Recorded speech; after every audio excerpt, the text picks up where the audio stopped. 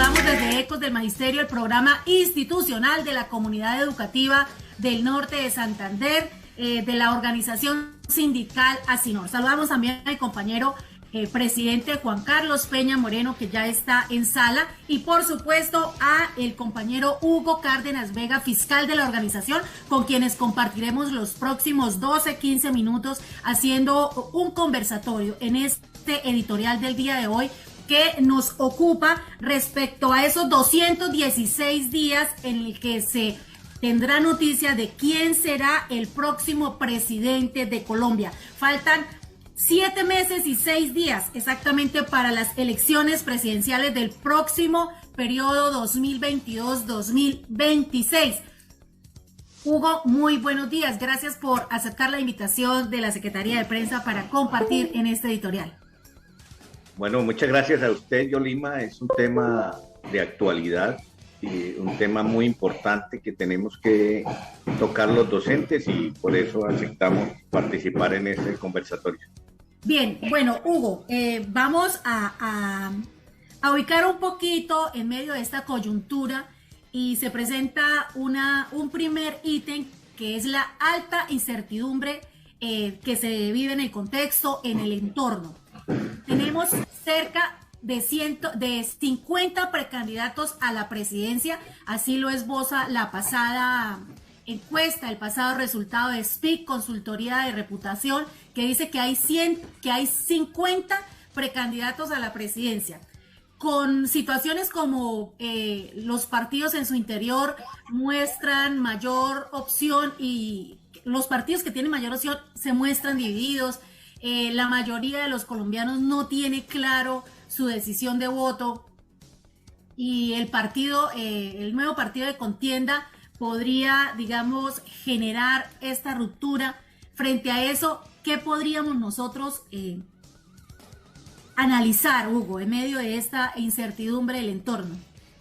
Bueno, mire, Yolima, nosotros hemos sido acuciosos pues en el tema porque haciendo un contexto, es decir, dependiendo de la situación de gobierno que viva el país, podremos también tener o no posibilidades de solución a los grandes problemas que tiene Colombia, en el caso de la paz, en el caso de hacer respetar la democracia, los derechos de los trabajadores, todo esto que está en vilo hoy en una discusión supremamente importante.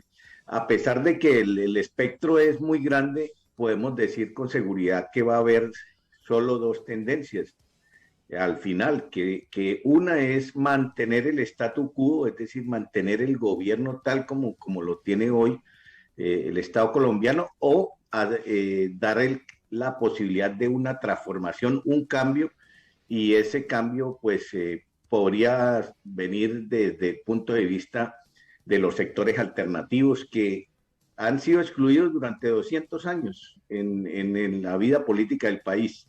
Entonces, por eso es que es tan rico este momento. Claro, hay una cantidad de fuerzas, pero a lo último se tendrán que alinear para poder definir la situación de gobierno. Entonces, la incertidumbre, claro que existe, porque es que hoy la democracia permite activar todos los procesos, y en este momento, pues lo importante es que el magisterio haga cultura de esa acción política, y no nos equivoquemos otra vez, porque seguramente que muchos se equivocaron en el pasado debate electoral. Así es, Hugo. El nuevo escenario es el escenario de la indecisión, el escenario de uno no saber para dónde podrían correr las aguas frente a estas elecciones, pero hay algo contundente que han sido las acciones de las organizaciones sindicales y por supuesto de las organizaciones sociales. Han sido los paros, las marchas, quienes han revolucionado, y por supuesto que las redes sociales acompañadas de los jóvenes han revolucionado este panorama político colombiano. Entonces uno quisiera entender que hay como un escenario de borrón y cuenta nueva, y que hay unas nuevas tensiones frente al ambiente electoral, ¿no? La opinión pública colombiana está en un modo de indecisión frente a la elección presidencial. Entonces tenemos el 50% de los colombianos, dice la encuesta, votaría en blanco o no ha decidido. A mitad de año era solo el 18%. Entonces dice que cerca de la mitad de los colombianos manifiesta no haber tomado una decisión hoy, cuando hace exactamente, más o menos hacia el mes de abril, se había declarado con el 82%. Entonces, ¿qué podemos decir frente al accionar del movimiento sindical y el accionar del movimiento social para que se den hoy en día estas cifras, Hugo? A ver, primero que todo es la gran confusión que han creado los medios de comunicación en torno al debate electoral. Aquí se estigmatiza muchísimo a la gente, los nuevos líderes, la gente que podría hacer un papel, que puede llegar a tener un papel preponderante en la dirección del Estado, se estigmatiza mucho y la opinión pública va cambiando en la medida en que ocurre un suceso, entonces cambia su opinión. Pero en el trasfondo, todo este movimiento que ha nacido a raíz del paro, a raíz de que la gente ya no está pasando entero, es decir, hay un procesamiento de lo que está ocurriendo en el país, entonces va a tener indudablemente que opinar alrededor de una transformación de la política colombiana. En eso tenemos que tener claro de que en Colombia todo este espectro de la política va a cambiar y va a cambiar para bien, pensamos nosotros, porque ya las organizaciones políticas tradicionales pues quedarán con los esquemas, los que compran votos, los que generan toda la dinámica de comprarle a la gente la conciencia, va a quedar atrás, pienso, y va a evolucionar una nueva clase social que es los jóvenes, que es las mujeres, que son las organizaciones sociales, los maestros, los campesinos. Entonces, en ese sentido ya el país está buscando un cambio. Ahora, ¿qué puede pasar con ese 50%? Para mí puede haber un alto grado de abstención y sería mortal porque el país tiene que participar en la política. Y segundo, pienso que hoy, como nunca, están dadas las condiciones objetivas para poder tener un gobierno alternativo.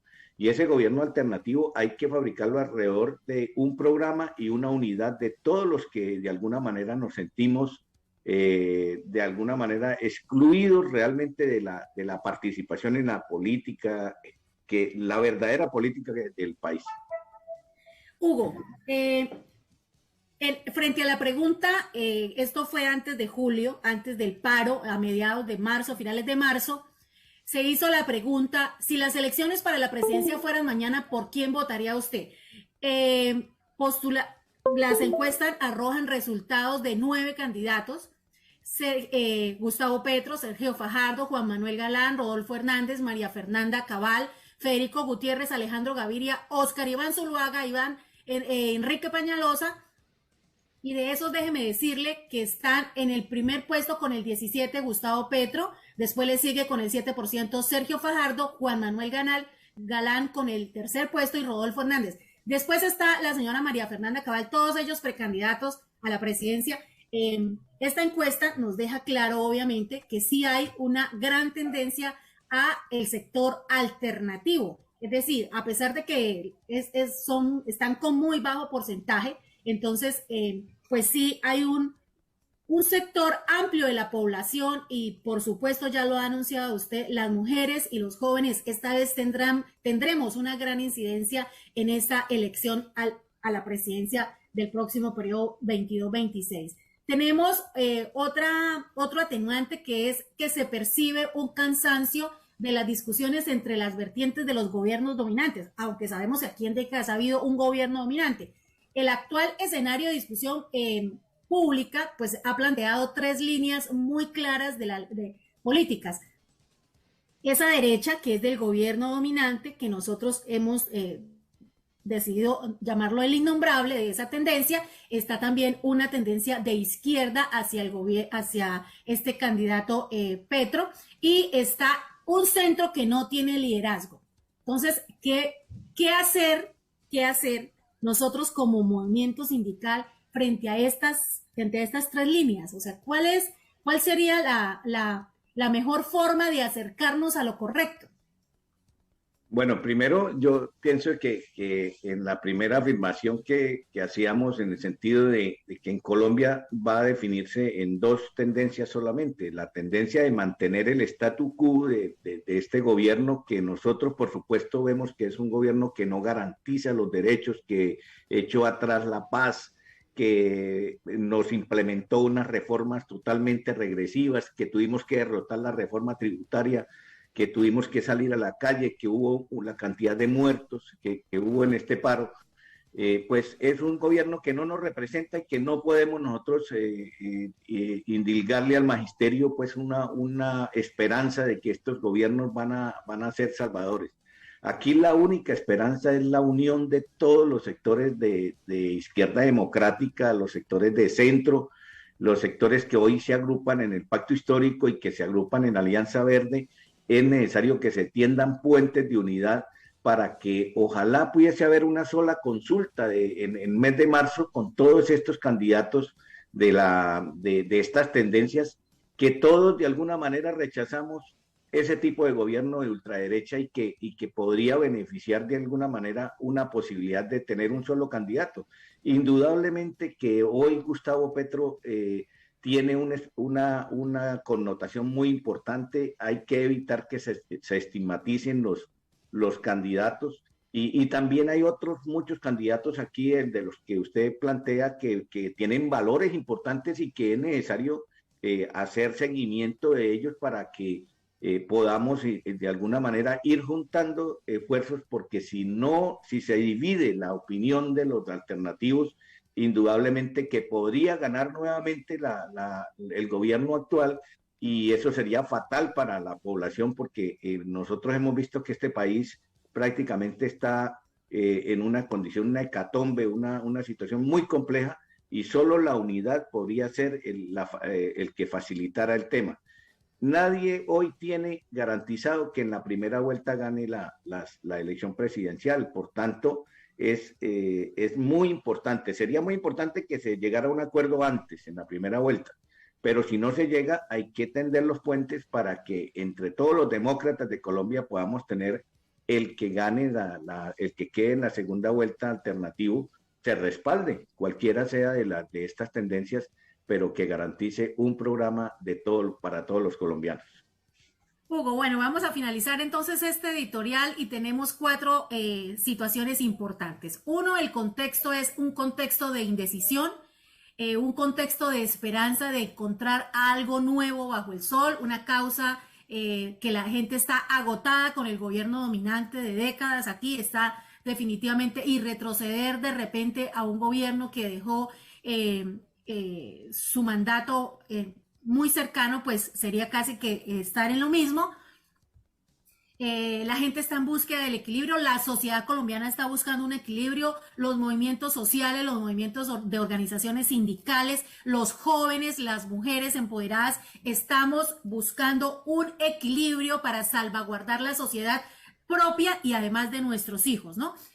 ¿Qué opina? ¿Será que se presenta las próximas elecciones en esta situación política lo mismo de hace 4 años, donde los partidos no juegan un poder importante, sino que se usan solo para el aval? ¿Usted qué opina de eso, Hugo? A ver, yo pienso que es muy importante entender que en el mes de marzo van a haber las elecciones del Parlamento colombiano y el Parlamento es el que hace las leyes, es el que conduce de alguna manera la política del país en esta rama que es muy importante, que en Colombia viene desapareciendo porque es como un apéndice del Ejecutivo.